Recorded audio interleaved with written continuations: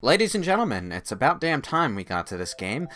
Freedom Planet. I should very, very belatedly thank Endless End for giving me this copy.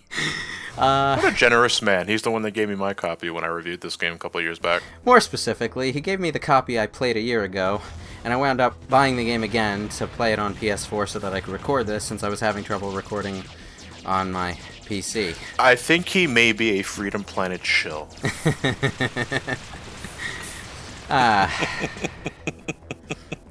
Anyway, Freedom Planet. It is a Kickstarter funded, I think Kickstarter funded. Yep. Fan game turned original IP. There's a sequel for it coming out in the relatively near future. There's a demo for that out already, actually.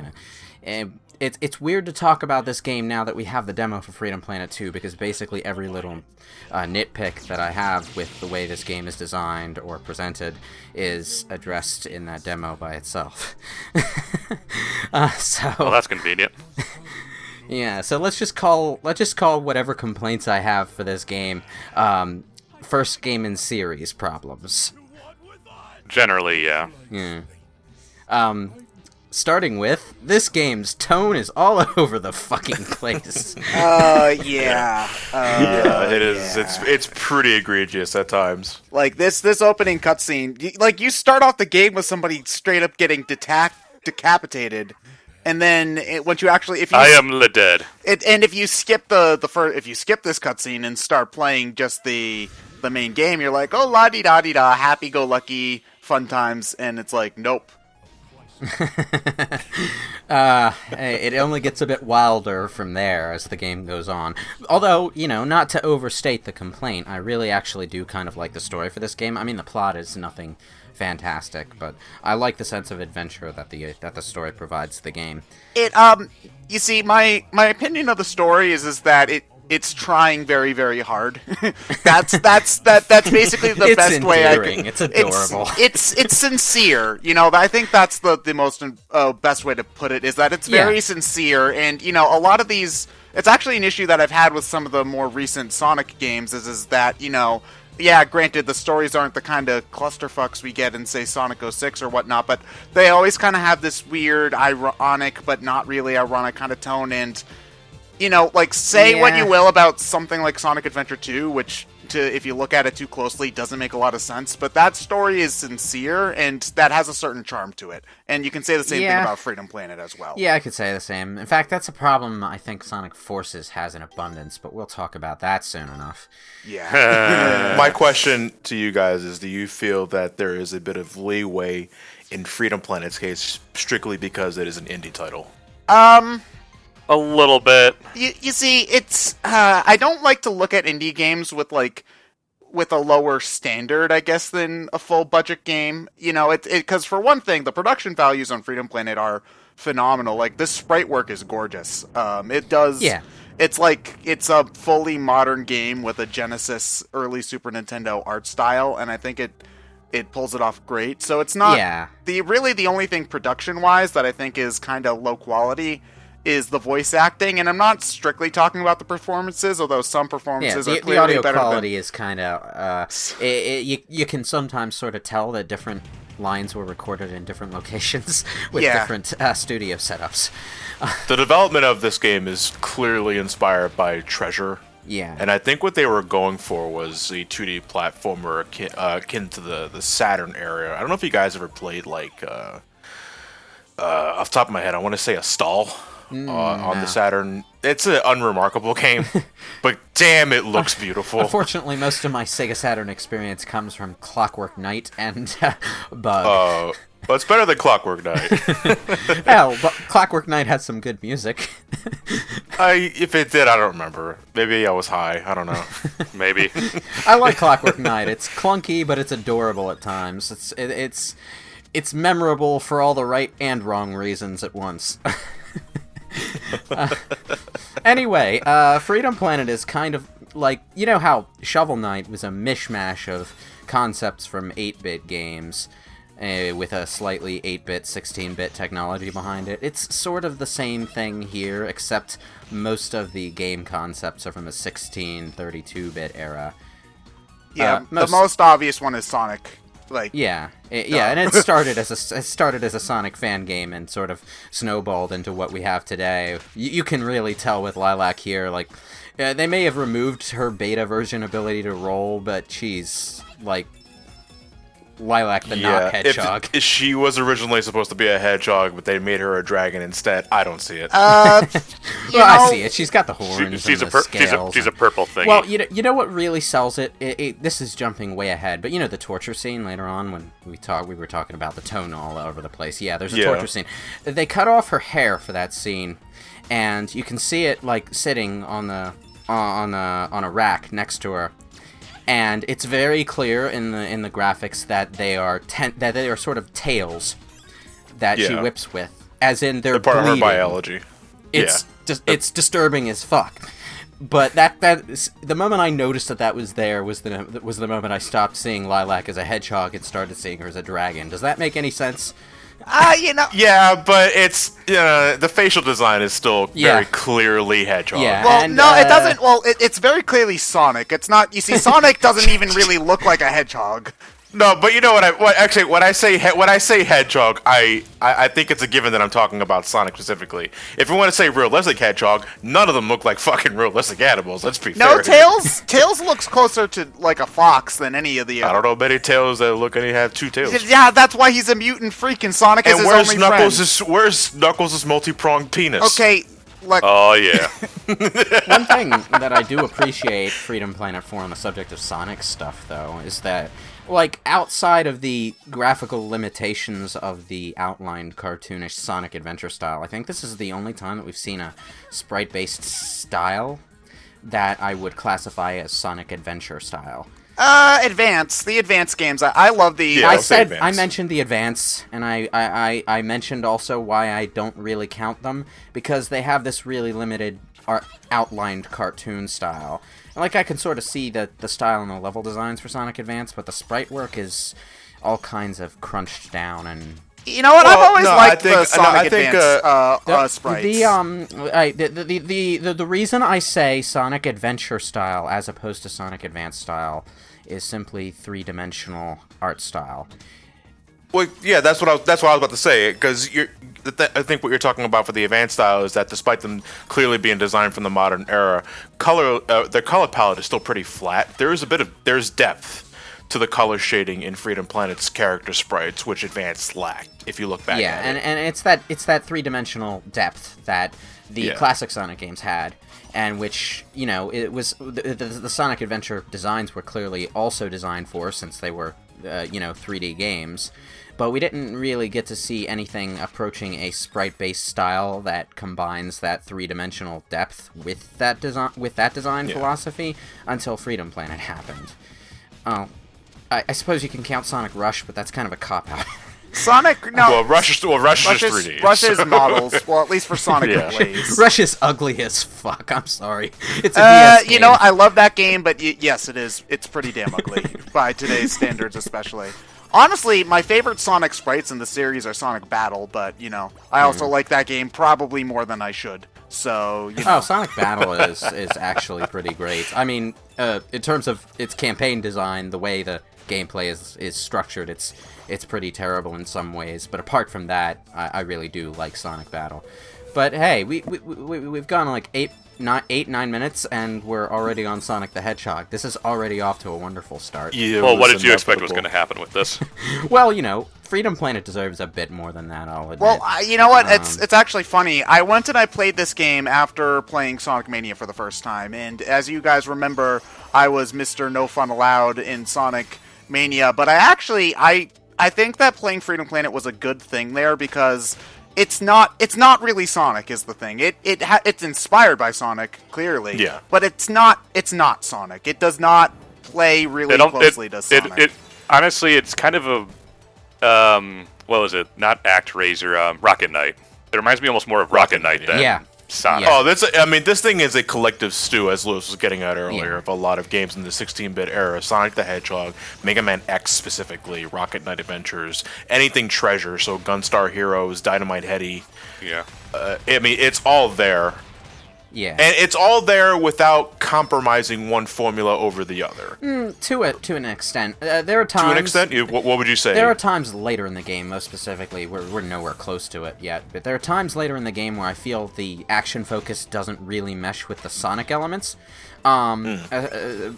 Particularly in the areas in the final Dreadnought where they start throwing all these enemies at you. Yeah, the combat isn't... Everywhere. Yeah, the combat... Like, I do like the combat because I think I was talking to Lewis about this some other time, but you have attacks in like Sonic Advance where like you can roll or have Tails swipe his tails, but those attacks are always useless and you never use them. Freedom Planet actually makes that fun and good, but it's also very simple, and with all the enemies that you run into later in the game, you just basically start spamming Lilac's Dragon Dash all over the place because it's the fastest way to deal with enemies, or just clip through them for the most part, actually. Yeah. Yeah. It actually got to a point where I got so used to having the Dragon Dash and the Dragon Cyclone as Lilac that when I actually tried to play as Carol, I was terrible at it. I do. In a way, it's kind of, in a way, well, for Carol and Lilac anyway, it's kind of a Mega Man and base scenario where one character excels in one area while the other character excels in the other. In Base's case, he was made for the levels, but sucked at boss fights, when Mega Man was the opposite. In this game, Lilac is made for platforming, Carol is made for combat. I know we'll probably be doing a Carol playthrough eventually when we run out of things to do. I mean, when we get to it, because we love our fans. But I think that Carol, in some ways, is more fun to play than Lilac. Like, I mean, Lilac is better for exploring, obviously, but being able to keep the motorcycle for a long time gives me a similar sort of adrenaline rush to, like, trying to get A ranks in Sonic Adventure 2. It's a lot of fun. Or like trying to maintain my boost meter in Sonic Rush, or some to that. It's like how long can I keep this thing on me and bust through the levels quickly and that's why I think the Sonic comparison really shines through, because Sonic for me, like Freedom Planet, has always been not so much the straight up speed, but the flow you can get once you learn the levels. Yeah, that's a good way to put it. General consensus is pretty much you pick Lilac for exploration, Carol for combat, Mila if you're a speedrunner that hates yourself. Yeah. I have not played Mila yet, so Mila's interesting, but also very advanced, and they seem to have realized that some elements of that were a bit much, because Mila in Freedom Planet 2 seems to be a bit more on the versatile side than in this game, which, I'm totally glad for it, to be honest. I might actually play as her once in a while in Freedom Planet 2. So there were supposed to be 5 characters total in Freedom Planet 1, right? Torque is supposed to be playable on PC, if I remember correctly. Torque is playable on the PC's beta version stream if you got the Steam release. You have to go into the Properties menu in Steam and switch yourself over to the beta stream in order to get that update, but he's fully playable right now. Just, lacking the polish to be released as a full update. Okay, and then also Shade was the other guy? Spade, okay, sorry. Yeah, Spade. Yeah, you just think the cards he throws. Oh, yeah, honestly, he left so little of an impact because he doesn't really do anything. Yeah, Spade and Torque were, I think, stretch goals. I think Mila might have been a stretch goal as well. But Mila was playable from the start. She just didn't have an adventure mode until a more recent version of the game came out. I'm a shell duck. Shell duck. The shell duck is a shell duck. Yeah. You see, I actually think that for the most part, the main cast does a pretty good job with the voice acting in terms of performance. They do what they can, but the sound quality is so muffled, you can barely hear the characters most of the time. Is the problem? Like, Torque is really hard to hear right now, and Lilac and Torque, I think, are probably the worst of it, because the background music tends to drown out almost everything that they're saying all the time. I've never had that issue specifically. I just find it hard to hear them. Like, I can understand them just fine. It's most likely a case where all the actors and actresses recorded their lines from within their own house studios and sent the files over, but they probably did their own little mixing and stuff like that, and they probably didn't, adjust with sound mixing specifically, and we all know what that feels like. That said, welcome to BrainScratch Commentaries.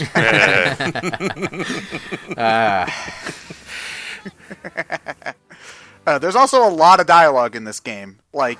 Easily half of your playtime, if you're watching the cutscenes, will be watching these cutscenes.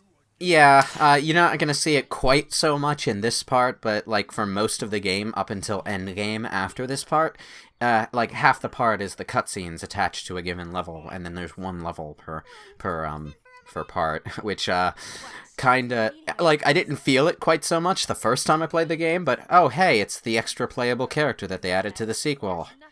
That's a random. Adding her is a random choice, but you know, She was probably picked by popular demand. okay, that makes sense. He has a unique design. Yeah, the panda's unique. Oh man, Nira. I'm looking forward to playing as Nira, but at the same time, I'm not looking forward to playing as Nira. Doesn't that make sense? She's supposed to be the slow and heavy hitting character for 2, right? Yeah, I wasn't particularly impressed with her in Freedom Planet 2, but whatever. There's still time. Have you played a demo with her at a con or something? No, they No. released the demo for free online. You Oh, can okay. play it now. Oh, okay. It's I think it's on their site. It's one level, and one thing that I will say that I do like about the Freedom Planet 2 demo that I hope holds true for the rest of the game after it is that the levels aren't goddamn marathons anymore. It's the one big thing that I don't like about Freedom Planet. This game is fatiguing as hell, man. Yeah, the levels you know, if you think Sonic 3 and Knuckles has long levels, you haven't played. Like, the levels in Freedom Planet are Act 1 and Act 2 of a Sonic 3 and Knuckles level, taped together Combined, into one act, basically. plus a little bit more for good measure. So, Yeah. And longer depending on how good you are at the bosses. Yes, true. And they break them up into usually about 4 sections of a level, but you're expected to play those 4 sections back to back without pause. Yeah, I had to take a lot of breaks in my playthrough. Like, I'd play a level, maybe 2, then call it a night, play another level, maybe 2. It took me about a week to play through the whole game. Yeah, and you know, it's not like there's no variation between the sections of the level. I understand what the thought process of combining them all into one stage probably was. They wanted to make it feel less video gamey without necessarily losing that arcadey feel. So, you know, less immersion breaking divisions in the level to maintain the sense of continuous adventure throughout. You know, it makes sense. It's good in theory, but it's a design element that would make more sense if we were leaning closer to Rocket Knight and further from Sonic. Like, I don't mind necessarily the idea of combining Act 1 and 2 into the same level, because it also does help Freedom Planet keep its own identity as well, because if there was like an Act 1 and Act 2 title card, it would very clearly be, hey, this is still like yeah, Sonic. Well, you don't necessarily need to go that far. Just, you know, individual stages are a bit long. Freedom Planet 2's demo is like, what, a 3-minute stage? Something along those lines? Something along And lines. you know, Depends on the character. it's big, expansive, and Freedom Planet 2, just going by that demo, has even more of a unique identity than this game does, so kudos there. But here, things get a little tiring. It's especially bad during the end game, which, as of this recording, I haven't even finished recording. You're talking about how the game Dreadnought, at least Dreadnought tries. You're talking about how this game tries to keep an arcadey feel. God forbid if this thing was an actual arcade game at some point in the '90s at a pizzeria. And your parents are yelling at you to come on. The pizza was The ready about half cutscene's an still hour going, ago. Mom. Yeah. I'm pretty sure that there is an achievement for beating the entire game without dying, which, like, oh god.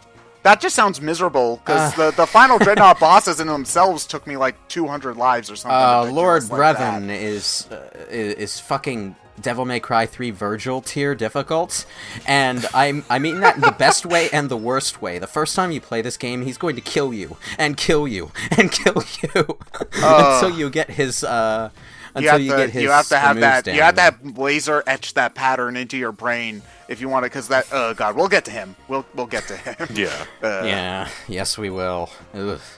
The bosses in this game are great, but at the same time, I'm goddamn terrible at the ones in the latter half. It's actually officially the point where you fight Nira, where the game starts to kick my ass really hard during this playthrough. Yeah, basically the same for me. That's the level where you have that airship boss, right? Because that was my first major difficulty. Oh, you mean the big green airship? Yeah, that was the first part of the game. That's Battle Glacier, actually a fair bit later. Oh, okay. Then I misremembering Jade Creek stuff. is Nira. You're thinking of Jade Creek, yeah. Okay. Oh yeah, because Battle Glacier is after the base level. I forget.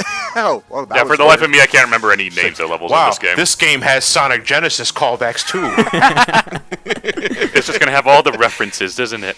yeah. Speaking of game's amazing. speaking of Sonic the Hedgehog yet again, one of the things that really amused me when I first played this game was the presence of, and I mentioned this during the Sonic Mania playthrough, the animation where you bounce off a spring and you go twirling up into the air Sonic CD style. That's bad. That is like... It is required for a Sonic fan game developer that you wholeheartedly worship Sonic CD. Hey, it is a good looking game. I'll give it that. Yeah, I know, but it's not like the Holy Grail. No, it's not. But you know, SA2. You had one job, Lewis. Is that how you're supposed to kill this thing? Do you get like No. It's not the only way to kill it, but it is the way that gets you one of the badge achievements. I've never failed it before, but of course now that I'm recording the game, of course I missed the goddamn block drop. Yeah, good old recording curse. Just how it always is. So one thing I actually really like about this game is the way that they do exploration, in that Lewis actually found a card thingy that he hadn't found before. And for some reason, I prefer these kinds of things to find in levels to just like, oh, here's a ring crate that I hadn't found before. I mean, granted, like, then you get to the problem where I can't find that one last one, god damn it, and then I look up a guide, which is annoying, but it's, you know, it feels a little bit more, like, I feel a little bit more of that reward for finding the secret when I'm like, ooh, that's a new sound test thing, ooh, that's a new concept art. That's just a personal thing, though. I can imagine other people would feel differently. It's weird to bring this comparison up in this playthrough specifically, but that particular approach to finding secrets versus general power-ups and stuff was a major difference between classic Doom and Doom 2016, where in the original games you'd be finding secrets that are marked in your level results screen as secrets, and they're mostly just ammo drops, and maybe you can get the shotgun a little early. But in the case of Doom 2016, you're instead finding these little big-headed dolls of the Doom Marine and permanent upgrades to your weapons. And well, there's still a little bit of the Doom class because some of the secrets are like armor and stuff. Yeah, some of them, but they kind of dialed back on that because their glory kill system made it not quite as big of a useful thing anymore. Yeah. You know, it's kind of the difference between, would you rather your secrets, like, it would be totally okay if you missed all of them because, you know, anyone's secret is minor, or do you really want every secret to be worthwhile, and thus if you miss a couple, then you might feel like you're missing out on a huge part of the game? You know, it's kind of that balance. And, you know, those people were just doing their jobs, man. You dropped the Master Emerald on their face. Thanks. I think you can skip that mini-boss completely. And I think there's an achievement for it. Really? Yeah. If you, I think before the screen locks, if you approach that screen from the underside of the truck, the screen doesn't lock and you're able to get to the front of the truck and push the diamond into the switch, skipping the tentacle arm in the first place. Okay, so, you know, one thing about Freedom Planet, I don't really remember a lot of the music, but I love this mine theme. It is fantastic. No, I'm on the complete opposite. I love Freedom Planet soundtrack. You know, not that it's bad, I just don't remember most of it, is the thing. But this theme is fantastic. Basically, here's the thing, though. I loved so many themes on my first impression that I bought it immediately, like after the first playthrough. I wound up getting the soundtrack on Steam as well eventually. It's a good soundtrack, and I really like a lot of the boss themes in particular. But on the subject of Sonic Adventure style things, the music is definitely more Sonic Adventure than classic Sonic, which is probably part of why some people don't find it as catchy. But like what we're listening to now, there's a lot of guitar going on right now. Yeah, I don't mind that. You know, a lot of these kind of games try to go for an authentic sounding soundtrack, which for some reason I think always works better for the 8-bit styled games than anything that tries to be a little bit newer. Because there's a distinct 8-bit sound, like the NES sound card's really easy to replicate, whereas each SNES game had its own set of instruments, so there's no one 16-bit or, well, there is a Genesis sound, but that sounds also awful. So most people don't try to I'm going to ignore you. Yeah, so there's no 16-bit sound, so it's harder to make a game that has a 16-bit styled soundtrack. But I really do like the more polished kind of tone that Freedom Planet tries to go for sound-wise, though. Yeah, it's a good soundtrack, and I find myself listening to it every now and then. There's only a few tracks in here that I'll randomly hum out of nowhere, but the ones that I do are really, really good. Dragon Valley, Relic Mazes, both of them. Trap Hideout, Fortune Knight, and Jade. Jade Creek? I'll hum. Yeah. What the fuck happened there? Anyway, on the subject of the soundtrack, though, one of the cool things about buying the soundtrack is that it also contains all of the music from the beta version. Yeah. Which is interesting because there's like an entirely different version of Dragon Valley. Is it like a different melody or a completely different arrangement? It's like the same melody with generally different instrumentation. That's a different arrangement then. Yeah. Getting my music snob terms into BrainScratch comms. Meh. Want me to play you the didgeridoo? A didgeridoo? There's a good handful of music tracks from the beta in there, so it's a nice extra bonus. I also like little bits like this in the level design, where it's clear that there's supposed to be an implied function to a specific part of the level. Like, what is this random library doing here in the ruins? Oh, we're never told exactly why it's here, but it's interesting enough. You're not going for the achievement kill? It's interesting enough, at least, that you can fill in the blanks, is what I'm saying. What achievement kill? There's an achievement kill? There's an achievement kill for that guy? Yeah. You can stand on the back of that bird, and it'll peck itself to death, as long as you remember to jump out of the way. Yeah, I probably have that on the PC version, but since I had to record this on the PS4, I actually started out with almost no achievements. How is the PS4 version of this game, by the way? I only have it on the PS4 and Wii U. I mean, I only have that on the PC and Wii U. Well, it seems to be mostly solid. There was one mishap, but we'll get to that when we get to it. Other than that, it just seems to be Freedom Planet. John, what are the differences between the Wii U version and the PC? Because I only have this on Wii U because of a Humble Bundle. So, for some reason, I might be wrong on this, but I think the resolution for Freedom Planet on the Wii U is inherently smaller. It does look a little bit more high def here, yes. Yeah, when I recorded on PC, I didn't have black borders like on the outside of the screen. And the Wii U version, I do. Okay. For some odd reason. That may be more of a Wii U thing. That's a screen display area thing. I actually do have that on this recording, but I cropped them out. But that has to do with the settings I use to play on the specific TV I record off of. Yeah, I didn't have to do that for the PC version of the game. Huh, okay. Yeah, because I know that the Wii U version was originally released. I think they were, reviewers were given review codes, and there was a game-breaking bug so bad that they actually had to delay the game in order to fix it. If I remember the story correctly, it was like a good month or at least before they were able to release the game fully. It went through a couple of hiccups. Yeah. Well, as Spade steals the Master Emerald here, I'm going to just Oh I'm no! I'm just going to take a moment to note that some parts of Freedom Planet's programming seem to be held together by Scotch tape and a ball of string, and spring. There's probably some springs poking out here and there. Just bouncing all over Bounce the place. pad. Again, it's a Sonic callback. One of the most egregious to me that I just can't unnotice now that I've noticed it is that when there's like more than one line of dialogue in the text box, as it types itself out, it will type itself out to off of the side of the text box and then format itself. I noticed that. It's really annoying. Yeah. Yeah, it's weird. It's something that I've never noticed a genuine 16-bit game do. So.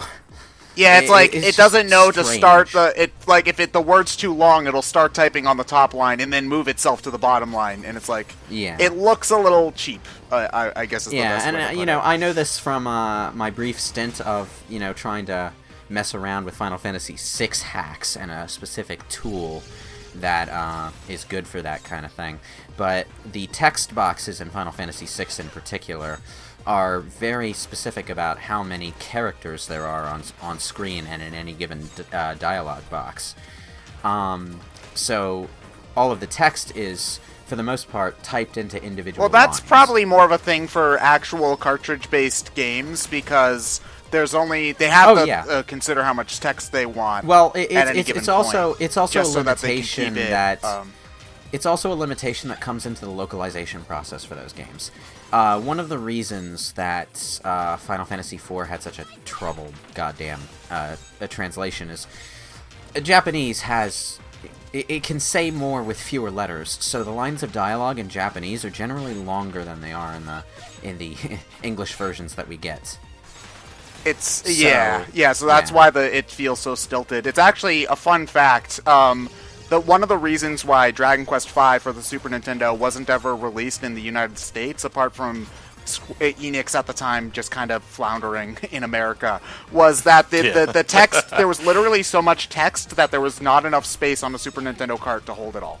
So it would, in English I should say, because again, you can write several words in Japanese with one character. So, you can hold much more dialogue. I like how we just got so sucked into this tangent that we forgot to mention that this is a giant fucking slicer from Sonic the Hedgehog 2 roaring like a T-Rex at us. Oh no. This game's amazing. You see, I like the bosses in Freedom Planet, but I feel like to some extent they are kind of health sponges. Like they go on a little bit too long, and sometimes a lot too long. Yeah, some of the time they do. Although in this case it's more because I'm not all that good, and because this particular boss is one of the bosses that is structured in you need to knock a couple of things out and then hit the weak point a certain number of times to kill it. So it's less of a health bar matter and more of a you have to fulfill the correct condition a certain number of times, Now, in Freedom Planet 2, they changed the way how the I forget the name of the dash attack. But can you, the cooldown isn't there anymore in the, I'm misremembering what I read from previews. No, I think it's still there. Okay, but is it like the Cyclone and the dash attack don't share the same bar or something to that effect now? That I don't remember. Okay. I don't remember either. It's been months. No, I can't recall. Okay. It's been a while since I've looked into it. Okay, because that's one of the things is that a lot of the time, like, you want to do your Cyclone attack, but you also might want to save your bar for if you want to do the dash attack, which I suppose is adds some layer of strategy, but sometimes you just want to be able to do both. Crystal! It was right in front of me. It's right next to you. It's my best friend now. I'm gonna take it. Although home. one thing I do like is that some of the enemies actually eat the crystals, and when you beat them, they barf them up. What? Like, you can see certain enemies and some bosses in the game munch up the crystals in the actual level that you're fighting them in, and then when you kill them, they'll drop the same number of crystals that they ate. What? Weird. It's just this random detail that isn't really important to anything, but I started to notice it as I replayed the game. And that is why, amongst all other forms of praise, you should get the game. Puke and crystals, yep. Mm-hmm.